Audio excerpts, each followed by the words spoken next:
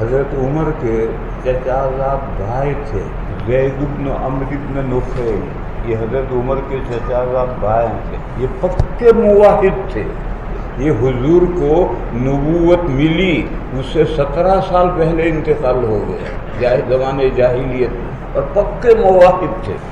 حضور نے ان کے بارے میں خواب دیکھا ہے کہ وہ سفید کپڑوں میں حضور نے ان کو دیکھا، جنت میں دیکھا، اور فرمایا کہ قیامت کے دن وہ اٹھیں گے تو اپنی ذات سے ایک انجمن ہوں گے، امت واحدۃ۔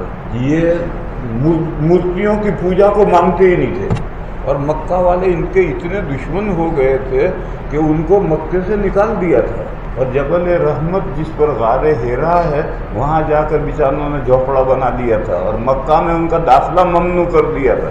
چپکے سے آتے تھے مارکیٹ میں، بازار خریدنے کے لیے چپکے سے آتے تھے، انہیں بازار میں یہاں آنے کی اجازت نہیں تھی۔ یہ دین حق کی تلاش میں شام کے یہودی علماء کے پاس، عیسائی علماء کے پاس، سب کے پاس گھومے ہیں، تو سب نے یہ کہا ہے ہمارے ادیان بگڑ گئے ہیں، اب تو صحیح دین حنیف ہے۔ واپس آئے، اور دین حنیف کیا ہے معلوم نہیں، لیکن اتنا تو معلوم تھا کہ دین ابراہیم علیہ السلام کے دین میں مورتیوں کی پوجا نہیں، اللہ کے علاوہ کسی کی عبادت نہیں۔ تو انہوں نے آتے ہی مکے میں اعلان کیا میں حنیف ہوں، اللہ کے علاوہ میں کسی کی بندگی نہیں کرتا۔ اور زمانے جاہلیت میں جب ان کو پتہ چلا کہ کوئی لڑکی کو زندہ درگور کرنا چاہتا ہے تو اس کے پاس جاتے تھے اور کہتے تھے تیری لڑکی مجھے دے دے، تو دے دیتا تھا، پالتے پوستے تھے۔ پھر جب وہ بالغ ہو کر شادی کے قابل ہو جاتی تو اس کے باپ سے کہتے تھے دیکھ تیری لڑکی اتنی ہو گئی، تو چاہے تو لے جا شادی کر، اور نہ چاہے تو میں ہی شادی کروں گا اس کی۔ ایسے 300 لڑکیوں کو انہوں نے دفن ہونے سے بچایا ہے۔ اس لیے زمانے جاہلیت میں یہ عورتوں کے مددگار کہلاتے تھے۔ بہرحال یہ زمانے جاہلیت کے ہیں، اور ایک مسئلہ تم نے نہ پڑھا ہے نہ آئندہ پڑھو گے، کیونکہ آئندہ تو تم فارغ ہو جاؤ، کل تو تم فارغ ہو جاؤ گے، اور پڑھنا چھوڑ دو گے، کچھ نہیں پڑھو گے، زندگی بھر ایک حرف نہیں پڑھو گے، اور پڑھو گے تو اخبار پڑھو گے، شمع پڑھو گے، وہ شمع ایک رسالہ نکلتا ہے دہلی سے، وہ پڑھو گے، اخبار پڑھو گے، علوم نہیں پڑھو گے۔ اس لیے میں کہہ رہا ہوں کہ تم نے پڑھا بھی نہیں اور آئندہ بھی نہیں پڑھو گے۔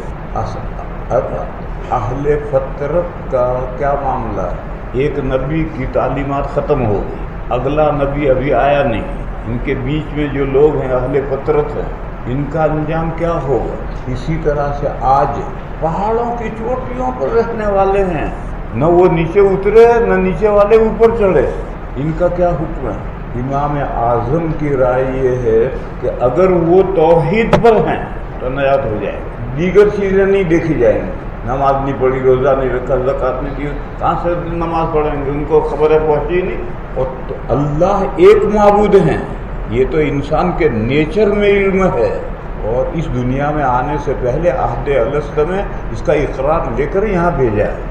بس تیری سمجھ میں یہ آ گیا کہ یہ پتھر معبود ہو ہے، یہ تو تیری سمجھ میں آ گیا، اور صرف اللہ معبود ہے تیری سمجھ میں نہیں آیا، اس لیے صرف توحید ان کی دیکھی جائے گی۔ تو حضرت زید پکے موحد تھے، اس لیے حضور نے ان کو جنت میں دیکھا اور فرمایا کہ قیامت کے دن ایک امت ہوں گے، ایک امت ہوں، وہ 300 بچیوں کو جنہوں نے بچایا ہے، زندہ درگور ہونے سے بچایا ہے، وہ سب ان کے ساتھ ساتھ ہوں گے، ٹولہ ساتھ میں ہوگا۔